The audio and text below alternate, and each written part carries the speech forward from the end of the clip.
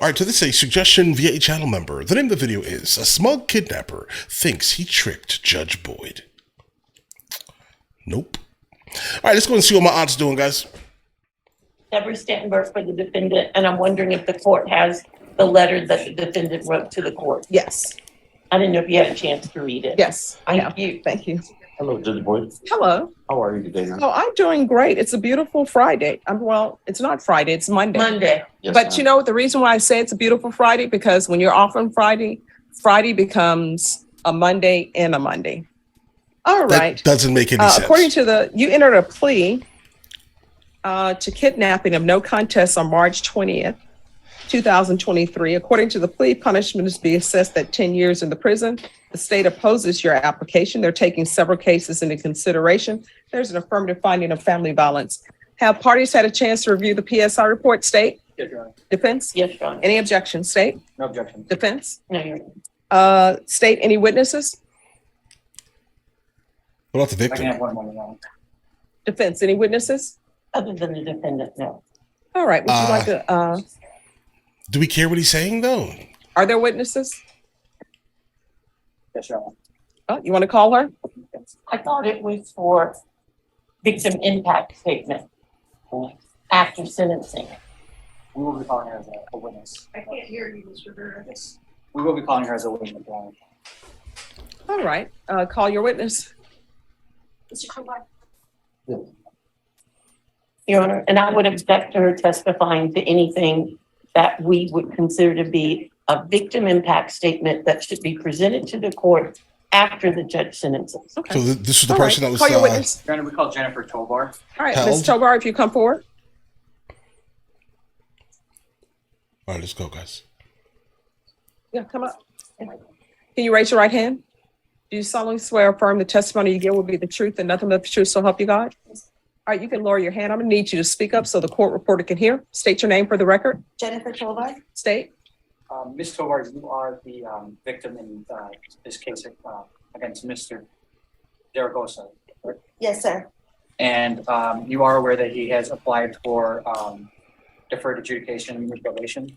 I am. Probation. And are you in what are your feelings if the defendant were to be granted probation? Objection, Your Honor. And what's your objection? He's telling you what effect your decision will have on her. And we don't want her influencing. All right, that'll be sustained. But I mean, if she's a victim, isn't it completely fine to ask her the effect of probation versus actual jail time? I mean, if he's on probation, what does that mean? He's going to be coming out at any time. Well, how about this here? He's out, and he has to just report to a probation officer while she is now feeling like she's in danger. Listen, okay, whatever. Is That how things work, guys? It's crazy. do you want the defendant to be released on probation? Objection, Your Honor. It's the same thing. Sustained. I'll ask the court to disregard, of course. Oh, yes, it's disregarded. Then, just 1 second. Really? Really? You disregard the victim? Tovar, on December 21st of 2021, can you tell the court what happened? So I visited Ray to pick up Christmas money Okay. because me and the kids were living in Atascosa County due to a CPS case that we had for domestic violence. Your Honor, I object because it's repetitive. Everything about that offense is in the police report, which was presented to the court as part of our plea package. All right, so just so all. Guys, are we sure it's the smug kidnapper and not the smug judge, guys? No, not judge. Lawyer? Because, bro, please let her speak her truths, guys. Parties are aware. I've read the stipulations in its entirety. I always reread those before sentencing, and I read them once I make a decision on whether there's sufficient evidence to find somebody guilty. And I've also thoroughly read the TAP evaluation. So you can ask your next question. Yes. Ms. Tovar, have you had any contact with the defendant since these allegations? Yeah, so he calls the house and speaks to myself and the kids. I guess when he can, because he doesn't have No, any. there's objection, non-responsive. She answered his question. All right, that'll be overruled. You can continue. Oh, so he has to use, I guess, a pre-collect call that he has because he doesn't have any money on the account to call us. Okay, So, and I don't fund it anymore. I just did for a little while around Christmas time, but no, he's only when he gets a collect call, he can call. And Ms. Tovar, you currently have a protective order against the defendant? I do. And do you feel that is sufficient to keep you safe? No. And why is that? It Objection, didn't Your in the Honor. first what place. is your objection? She's commenting on what your decision will ultimately do to affect her and her children. All right, that'll be overruled. You can answer the question. No, I don't think so. It didn't in the first place. It didn't. Ray was still coming around and still calling. Well played, sir. Asking that And question. while these cases were pending, you did have a no contact order against Right. the defendant, correct? Right. It's the same question. I thought, I was told that, to let him talk to the kids. So even though we have a no contact order, and that's why, I was taking calls so that he could talk to the kids. I didn't want anybody to say that I wasn't allowing it. Yeah, because they're not part of the protective order. It's just me. Thank you. Nothing further on. All right, defense. No question. All right, thank you. State, do you have another witness? No other witnesses, Your Honor. Defense. It's the defendant himself. All right, if you'll come forward. Could you raise your right hand for me, please? Do you solemnly swear or affirm the testimony you give will be the truth and nothing but the truth, so help you God? Yes, Your Honor. All right, you can lower your hand, state your name for the record. My name is Zaragoza Ray Jr. All right, defense. Thank you. Mr. Tovar, did you want to address the court with regard to why are you requesting her to give you probation? Yes. Because he doesn't want to go to jail. Given probation, I could complete probation. As you know, I haven't been in trouble before, Your Honor. This is the longest I've been in jail. I feel that I've made a mistake. And if you read the current note I wrote to you, Your Honor, it describes more of my feelings. I want to apologize to the court, and I want to apologize to my wife. We've been together 11 years, 10 years. And you put your hands on your wife, Family 15 bro. years. All I know is my family, Your Honor. And I'm asking for your leniency and your mercy, Your Honor. Nah, no mercy. Probation classes, so I can better myself. Thank you. All right, state any questions? Yes, Your Honor, briefly. Mr. Tovar, Yes, sir. in this case, you're charged with a violation of a bond of protective order, as well as a repeat violation of a bond of protective order, in addition to the kidnapping, correct? I am. It was. I was. And given that there was a no contact order protecting Ms. Tovar from you, you violated those no contact orders. That is wrong. She came to my home and moved in with me because she had no place to live. I wasn't going to leave my wife and my kids out on the street. So I did not violate it. She came to me, and that's how I violated it. But you were made aware that any contact with Ms. Tovar would be a violation of those bond conditions. Is that correct? That's a little tricky, bro. I was aware, but I was not going to leave my kids and my wife out. That's a little tricky.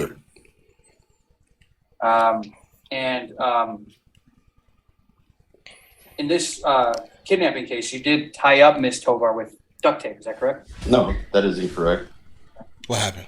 And you said you've never been in trouble before, but you did have a case out of Atascosa County, Texas, for a violation of bond of protective order in that county as well. Is that correct? That was for phone calls for talking to my children, which I had the right to do.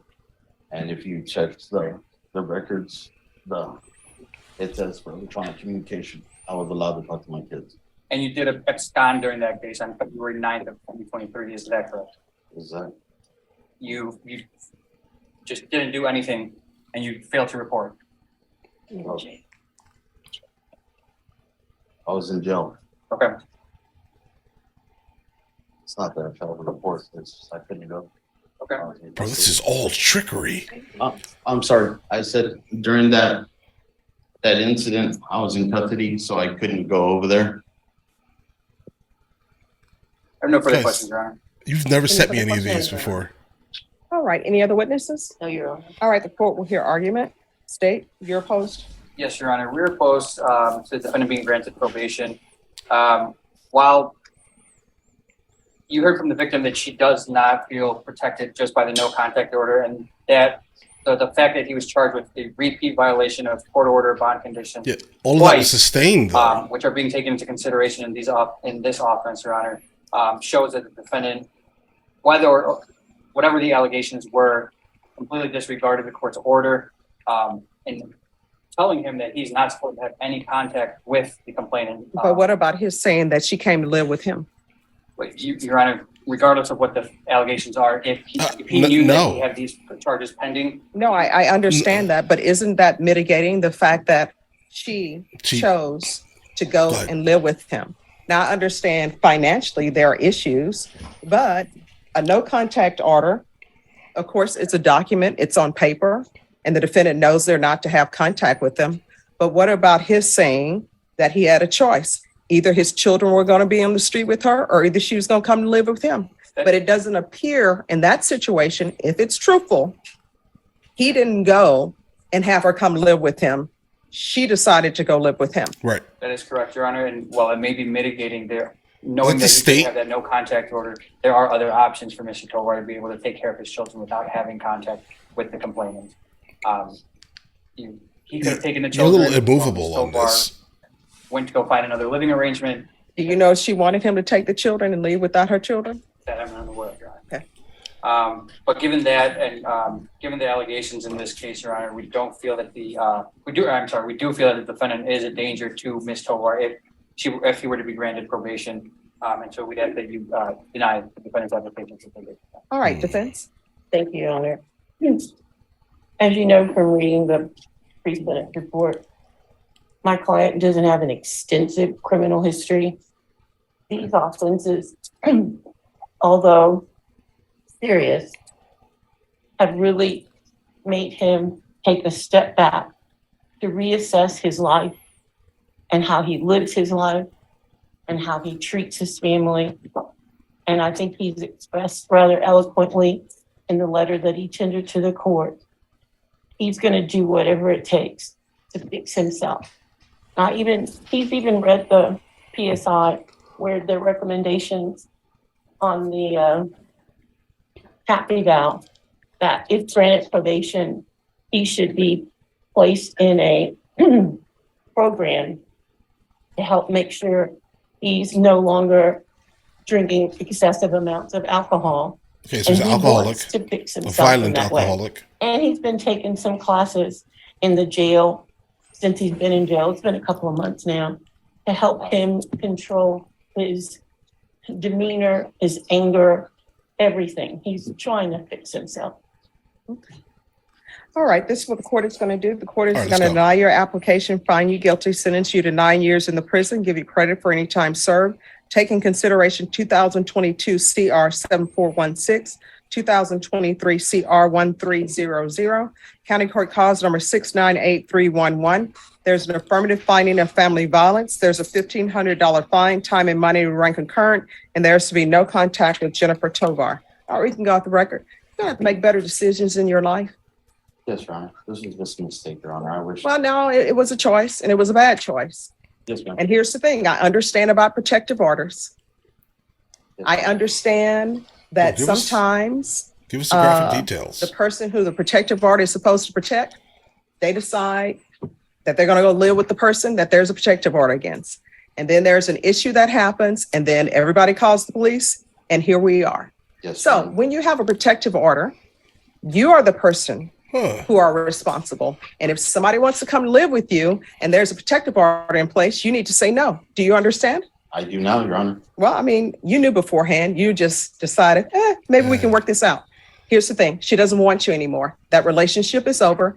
You can consider her on paper, unless y'all got a divorce, she's still your wife. But in reality, she's not your wife anymore. She does not want to be with you. Do you understand? I Do Your not Honor. call her from the jail. Do not call her from the prison.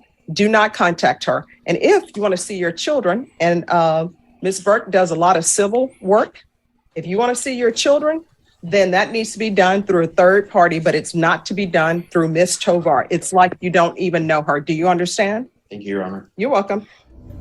Thank you after that? That's a wild one. Whoa, guys, you've never sent me anything like this before. This was absolutely captivating. Okay, captivating completely. Now, I would love to actually know what he actually did. All right, I heard something about duct tape. That's wild. It's almost like a movie. Okay. I wish I could find out what this was. Again, I don't know. But it sounds like if you put like a restraining order on someone and then you go over someone's house, like, I'm sorry? Right? Like, I mean, it seems like you're taking accountability away from the person who actually, broke said protection order. I mean, I don't see how you're adding more time onto him almost exclusively because of that. Right? And I also don't get the smug nature of him himself. Right? Be honest, I don't really get the smug nature. Just someone who has messed up. He drinks way too much and he's very handsy. Does that make him a great person? No. Does it mean that he should be in jail for a long time? Well, I guess by definition, yeah. Right? I would prefer for anyone who is, anything like what they're trying to depict, at least, to definitely be out of the, the hands of the public, let's say, guys. That'd be great. But either way, listen, send me more of these, please. And I mean that thoroughly, please. Seriously. All right. I'll catch you guys later. This is my lightsaber. Hey, guys. You guys subscribe to the other channels? Logical Movie Reviews with Mr. L. Boyd, along with Mr. L. Boyd Music. Oh, also, Mr. L. Boyd Discusses. Guys, check it out. And if you haven't heard it today, you're amazing.